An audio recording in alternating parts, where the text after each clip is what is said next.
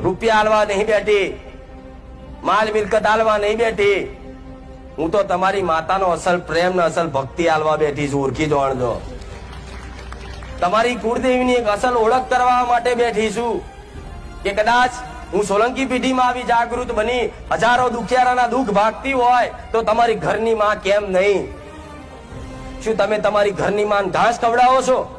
નહીં, તમે ચોખાના નિવેદ જ આલો છો, 12 મહિને વ્યવહાર હાચો છો, છતાંય તમારી માં કામ કેમ નહીં કરતી? તમારી માં ઘેર બેઠી છતાંય તમારે ભુવા મંદિર ફરવું કેમ પડે છે? આ પ્રશ્ન થવો જોઈએ.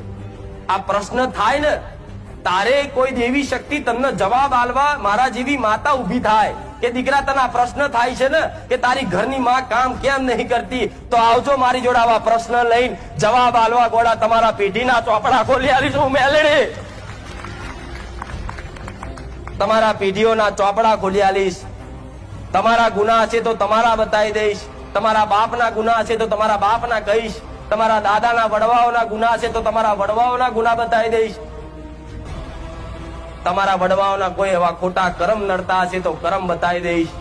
અને તમારા વડવાઓએ કદાચ પેઢી કોઈ માતા પૂજી હશે અને અંદર કોને વ્યવહાર હાલતા હશો અને કદાચ એ માતા ભગવાનના ઘેર એ પુરુષ તમારો વડવો જતો રહ્યો હશે